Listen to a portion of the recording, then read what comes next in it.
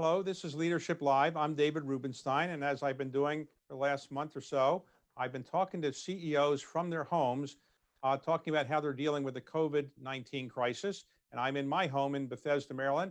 And today we're very fortunate to have Bobby Kotick, who is in his home in Southern California. Bobby, thank you very much for joining us. David, thank you for having me. So you have built and you run the largest gaming company in the world, a video gaming company.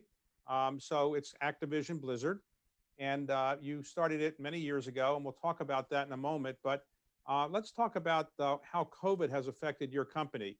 I think most people probably presumed that when people were going to be staying in their homes, that would be great for the video gaming industry because people have lots of time on their hands and they'd be staying at home playing video games. Did that turn out to be true? Has this been a time when you've seen a lot of more activity than normal? Well, of course, this is not a good time for anyone, but what we've seen is a noticeable increase in gameplay. And I think because 50% of our audience is female, 50% of our audience is male, what we've seen across all demographics is increase in play that I think is keeping people more safely at home. So you said 50-50. I am surprised to hear that. I'm no doubt that's true, but the presumption often has that it's young teenage boys that are playing video games. Is that not the case? Not only is it not the case, our single biggest community of players is actually 25 to 49-year-old women who play games like Candy Crush. Okay. So when the COVID-19 is over, hopefully sometime sooner rather than later, is it your expectation that video gaming will go down, or you've now picked up so many new adherents that maybe it will stay the same or even go up? You know, I think it's hard to know, but I would say one of the things we've seen is there are a lot of new players, people who probably haven't been passionate game players before, who are finding a lot of joy and satisfaction from gaming. The other thing is that gaming has become a very social experience. And so what you're finding is people have headsets and microphones and video, and they are playing games against people around the world and competing against each other around the world. So it isn't just a traditional form of gaming. It's now even much more of a social experience. So a white 70-year-old private equity specialist could actually learn how to play video games and enjoy it as well? Well, I know you well enough to know that if you set your mind to anything, you could accomplish it. And if you have any interest in becoming a professional video game player, I would be happy to be your coach. Okay, well, I'll take you up on that perhaps someday. So let's talk about how you've been running the company from your home. Have you been running your company from your home largely during this period of time? I have. So what has that experience been like? I mean, you run the company, your company is based in Santa Monica, California, though its offices around the world, but Santa Monica is your headquarters. Is that correct? So, well, we have 6 business units. One business unit is headquartered in Santa Monica, one in Irvine, one in London, and then a few different places. But I'm based in Santa Monica. Okay, so you go to the office, you've got lots of people, you're kind of telling what to do and they're giving you their feedback and so forth. How have you been doing it now? And has it been hard for you to do this, or because you're so used to technology, this hasn't been so difficult?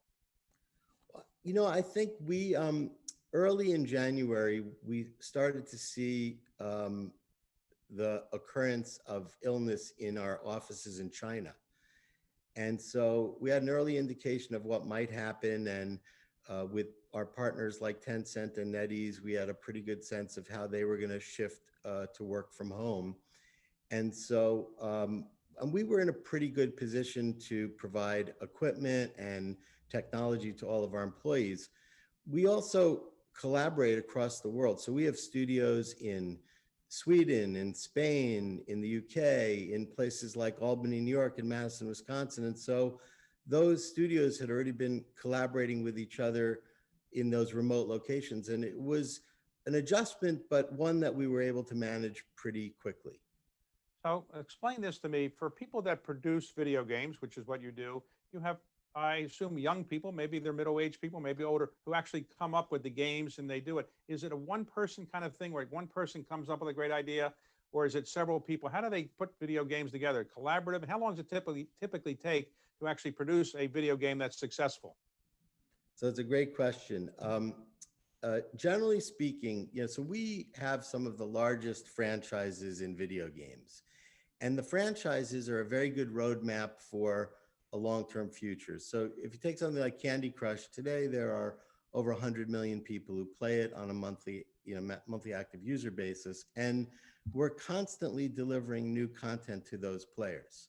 So there are probably 600 or 700 people in the development team on a game like Candy Crush, but they're constantly introducing new content. On a game like Call of Duty, there are 1,600 people in 6 studios around the world creating content on a regular basis.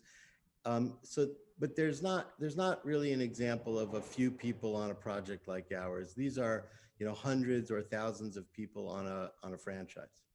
Okay. And when somebody comes up with a new franchise, let's say Candy Crush or Call of Duty, do you ultimately have to view the game and actually say, yes, we're going to do it or not? Or you think somebody else does that? You mean me personally? So yeah, you personally, do you have to approve I of all participate in the process of determining what new ideas we're going to pursue. But remember, our company was founded in 1980, and so we have hundreds of franchises in the library. And it's very easy for us to go back in our library and look at new ideas. So for example, we have a game called Tony Hawk Pro Skater, which we released almost 20 years ago. We're doing a new version of that that comes out next month. And so we have a lot of a rich library content that we can create. And then every year we're creating new from the ground up potential franchises as well. Now, there was a person who was a script writer for a movie called Butch Cassidy and the Sundance Kid named Bo Goldman. And when he wrote his book, it was called Nobody Here Knows Anything, which means nobody really knows whether a movie is going to make it or not. Is that true in the video game world? You think something's going to be great and it turns out not to be, and vice versa, or you pretty much know it's going to work? So our business is unusual because one, we have franchises, and two, we can test the content before we commercially release it. And the culture of the company, this is my 30th year as the CEO, so I'm generally thinking in about 10 or 20 year increments of time. I have a lot of patience. And so we'll iterate and then release content to test it and iterate again. And so we can get a much better commercial and creative and critical result than I think you can in film and television. Now, during this period of time, you not only create new video games and so forth, and presumably sell the ones you already have, but you have to actually manufacture them. Is it manufacturing been a problem because many of the manufacturing sources are overseas? And did you worry about getting new things produced and actually shipped back to the United States or wherever they're going to be shipped? So 90% of our business is just direct digital to the consumer. About 10% are physical products. And so I can't say that's been a especially difficult challenge for us. So like here, I have one of your products. I guess this is one of your products. And so these are physical produced. They're produced somewhere, but those are the 10% that actually are physically shipped somewhere. The rest is electronic, more or less. It is. Okay. So that same game you could download if you wanted, but you could buy it in a store as well. So let's talk about how you got into this business, because I made the mistake of going into the private equity business. I should have gone into the video gaming business because I think it's a more profitable business. But you grew up in New York area? I did. All right. And then you went to University of Michigan. Did. So you decided to work on some companies then when you were at the University of Michigan. But then, as I understand it, you had a meeting with Steve Jobs and he said you should drop out of college and work on your video games. Is that true or not? Not far off. I started a software company in my dorm room, and it wasn't games, it was productivity software for the Apple II. And Apple had seen the work that we were doing, and they got excited about it. And we had a contract to develop the software for Apple. And then Steve came to visit, and he found out that I was still a student, and he said I needed to quit or I couldn't keep the contract. So he And he also said that studying the history of art wasn't going to be a productive way for me to spend my time. Okay. And you were a art history major? Art history, and I was taking a lot of computer programming classes. Okay. So you dropped out of college. Did you tell your parents you dropped out of college? What did they say? Well, it took me 6 months to tell them, and they then told me that I should go back to college and stop wasting my time, but I didn't. Seems so later on, I assume they were pretty proud of what you built, and they must have told you that, right? They did. So for your own daughter, if she told you she was going to drop out of college, what would you say? I wouldn't be as tolerant and forgiving. Okay. All right. So today, as you look at your business, you produce the games that go on consoles that might be, let's say, PlayStation by Sony or Xbox by Microsoft. You are indifferent as to who is the manufacturer of the console. I assume you prepare for all consoles. Is that right? For all manufacturers. So our biggest market is on phones, and Android is the biggest platform in the world for us, then iOS. But we're generally indifferent. As long as we know that we can create great, compelling, differentiated content, we'll support most platforms. So today, who are the major competitors in this industry? You're the largest one, but are there Chinese companies that produce enormous amount in China? And do you do a lot of business in China or overseas? So Tencent and NetEase are probably our two biggest competitors, both Chinese companies. And we work with both of them in China, but it's difficult. You know, I think we have an opportunity we have very compelling content in China, but it's a restricted market. And in fact, for the last year, the Chinese government hasn't approved any Western content for release. So if somebody said to their children, you can play video games a little bit a week, but not too much, your response would be that playing video games exercises the brain more, they're likely to become better students. What would be the argument for why people should play video games as much as they feel appropriate? Well, we could spend a half an hour on that, but I would say starting with our mission, which is connecting and engaging the world through epic entertainment.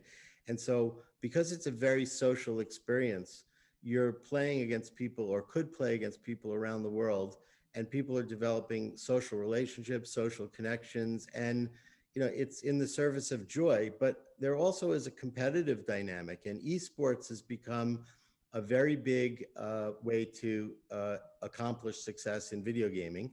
And there are professional teams with players making hundreds of thousands or millions of dollars a year. And so I might advocate for a kid who has a proficiency in gaming, that there could be a great career for them as an esport athlete. For what you get from a cognitive perspective, there's no question we see that interacting with video games has the ability to meaningfully improve your cognition. It has the ability to improve your spatial relationships with like 3 dimensions. So there's really only benefit. It is said that if you want to keep your brain reasonably active at a certain age, you should learn a new language, learn to play the piano, do crossword puzzles. But maybe they should say play video games. Do people my age or older, are they playing video games to help their cognitive abilities? And you think that's a good idea for them? Yes, and in fact, there was a big wave of this in Japan. Nintendo launched a series of games called Brain Training. And most of the people who were playing those games were over 60. And they saw through all their studies noticeable improvements in cognition. Okay, well, I might try that then. So let me ask you, you're eventually going to go back to, I assume, your offices because things are opening up a little bit more where you are. So when you go back, do you think all of your employees will want to come back and work in offices, or do you think they like working at home? We haven't really done the studies of the employee population to find out what predispositions they might have. But our view is that we're not going to allow people back into the office until we feel a very, very high degree of safety. And we've been doing a lot of work in what we have to do in terms of the implementation of testing, healthcare initiatives, so that we would know that our employees would be safe at work. Okay, so some employers I've talked to or CEOs like you have said, I think actually can get by with either fewer employees or many of our employees actually prefer to work at home now. It's more efficient for them. Have you talked to any of your employees? Do they actually think that they would not want to go back to the office, leaving health issues aside, just because they can get more done at home? I really think it depends on the function, but creativity, a lot of creativity comes from serendipitous interaction. And so I don't know that creative businesses have quite the same latitude for work from home. It may be certain portions of the creative process, but I don't think we're at a place yet where we've made a real determination as to whether or not working in an office would be optional. Now, on esports, that's something that you have your esports league, and you are involved in that. And for those who haven't followed it, esports is essentially video gaming where you have teams that play against each other, and you can root for them, or maybe even bet on them, I guess, or so forth. Is that has been a big thing recently, and do you expect it will continue to grow? I do. In fact, if you think about professional sports today, whether it's basketball or football or soccer, there are maybe 3,000 people in the world capable of playing professional baseball, and maybe 5,000 people capable of playing professional football. There are hundreds and hundreds of thousands of people capable of playing professional video games. And so when you think about the requirements and the qualifications to get that Right. same thrill, the same sense of accomplishment, meaning, purpose, but also have a career, it's a real growth opportunity for people. And we're seeing an explosion of interest in the spectator component of it. So the next big thing after esports, let's suppose I said, I want to find out what's going to be the next big thing. I might invest in that. What are people thinking might be the next thing after esports that might change or add to video gaming? Well, you alluded to something a little bit earlier, but we make games of skill. And so in most states and most countries, wagering on games of skill is legal. Now, we don't participate in that today, but my suspicion is that as the esport leagues become even more prevalent and popular, that you will start to see both peer-to-peer wagering and broad-scale wagering on the outcomes of these kinds of events. You'll see fantasy, which is not really incorporated into the games today, but fantasy leagues emerge. I think that's one direction. From a technology perspective, I love the social experiences that people are having through video games. And I think as we start to add a greater dimension of the social experience, they'll connect people in a way that delivers a lot of meaning and a lot of purpose and a lot of value that we haven't really seen quite yet. It's just emerging. AR and VR over the long term will have a real impact on the type of video game experiences that we can create. Like virtual reality VR, is that really prevalent now or very big in gaming or not yet? It's not, and it's a ways away. I think that there needs to be a much broader installed base of VR hardware before we'll have a real market. But, a decade from now, it will be. So in your business, you're pretty well known, and you're well known in California and technology worlds and creative worlds. So when you go out to eat, when you can go out to eat in a restaurant, do people come up to you all the time and say, I got a great idea for a new video game? And do you try to be polite, or people don't bother you with ideas for video games? I'm not very recognized. The only time I've ever been recognized, I was in a friend's movie as the owner of a baseball team, and every once in a while somebody will come up to me and say they recognize me from that movie, but not because of my profession. Is that Moneyball or? It was. Okay.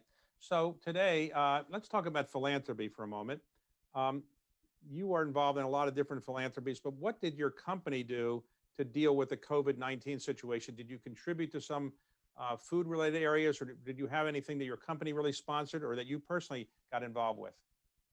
We did very quickly and very actively, and both in the communities that we operate in initiatives like food banks, but on the healthcare front, we were very concerned that there weren't really well-identified protocols for outpatient care.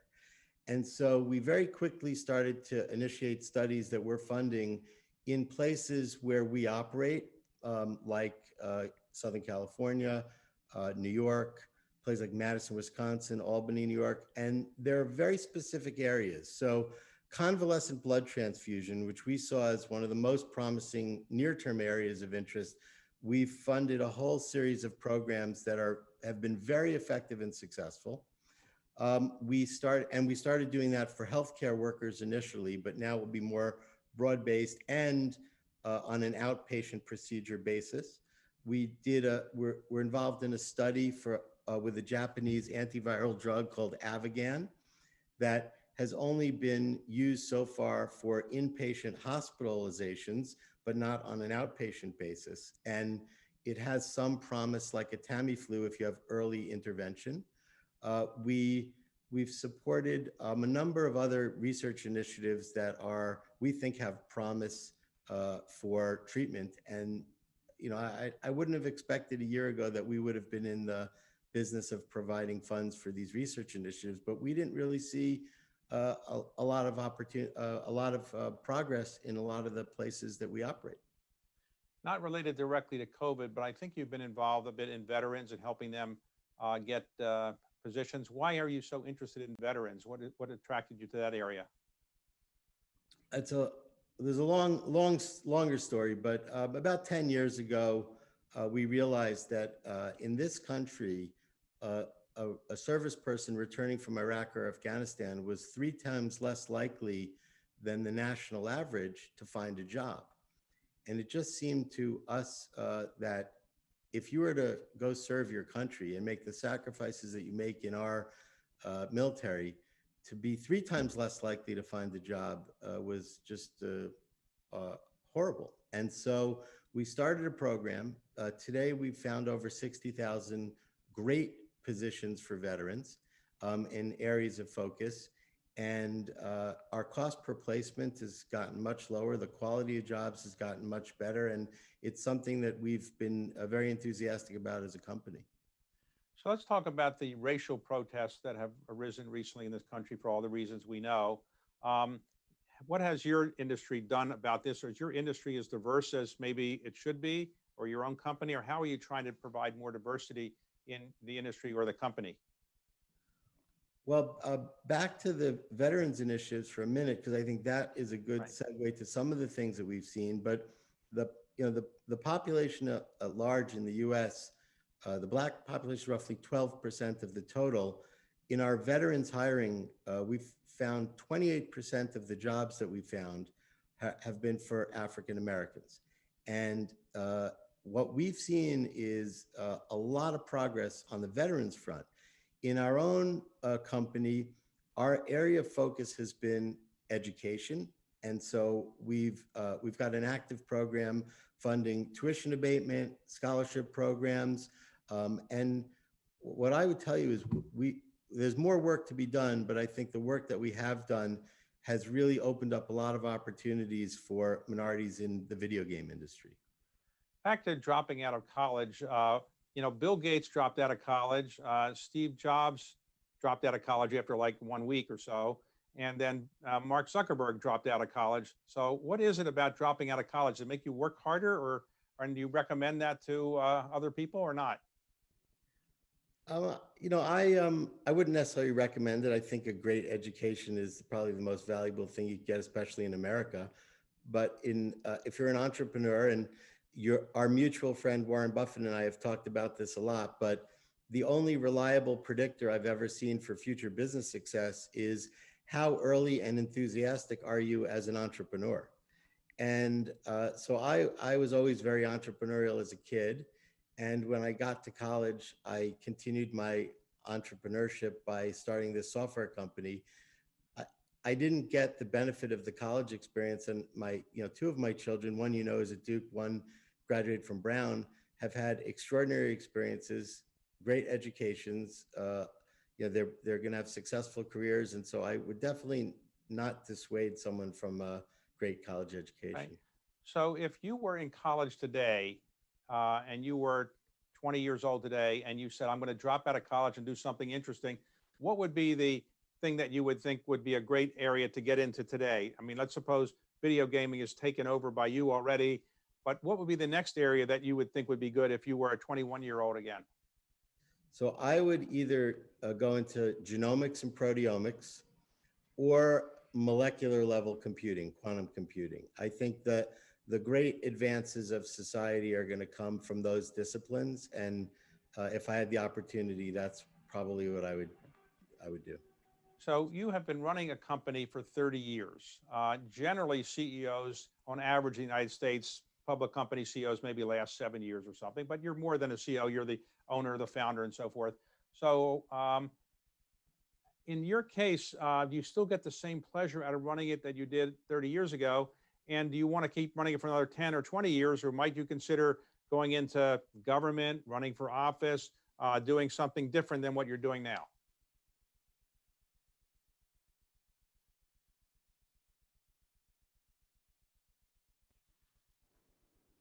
To what I've done for the last 30 years, I couldn't imagine doing anything different. I think that for the next 30 years, if I have the opportunity to continue to do what I'm doing, I would love doing that. Okay.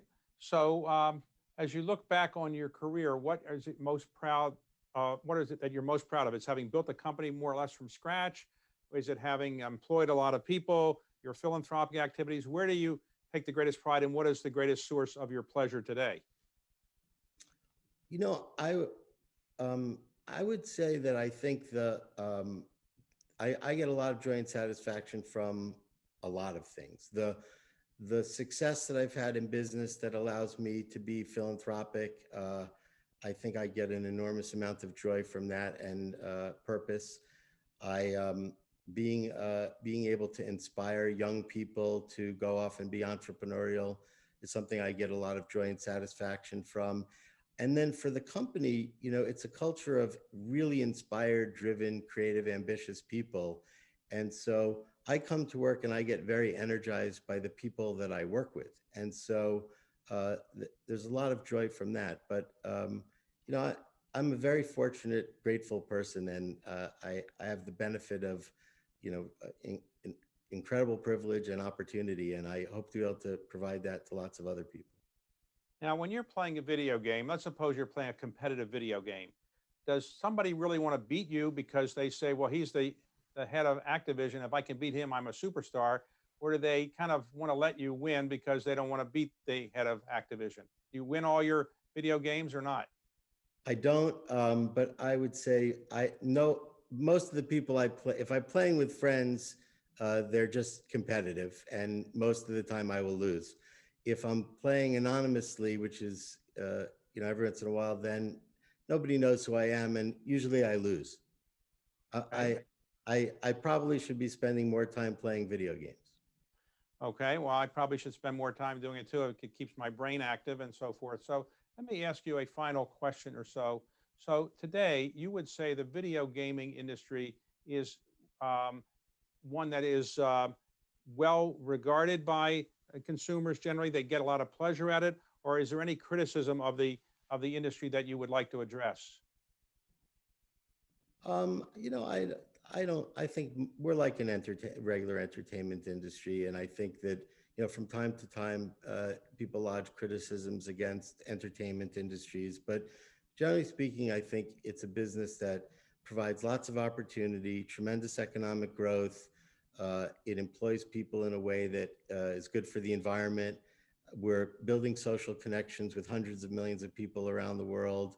We have the chance with our games to create heroes who are from diverse backgrounds and ethnicities. And, you know, there's an enormous amount of opportunity for building tolerance and understanding through video games. And so I don't think we get a disproportionate amount of Right. criticism. I should have asked you, where did the name Activision come from? Did you come up with a name? And your name is Activision Blizzard as a result of a merger. But where did the Activision name come from? So I was in high school when the name was created, and it was the company was founded by four ex-Atari engineers who wanted to build an independent software company, and their vision for the future of television was that it would be interactive. So they took the two great words that work together with interactive television and formed the name Activision. And I think it very much embodies what we do, is creating interactive television.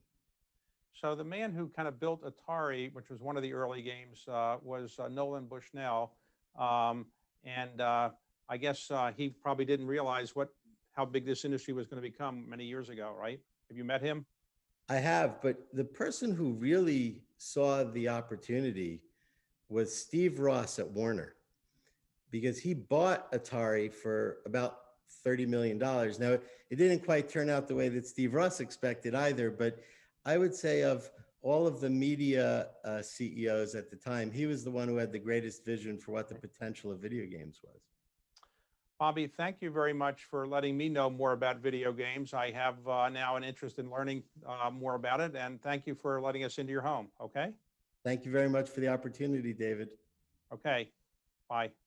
Bye now.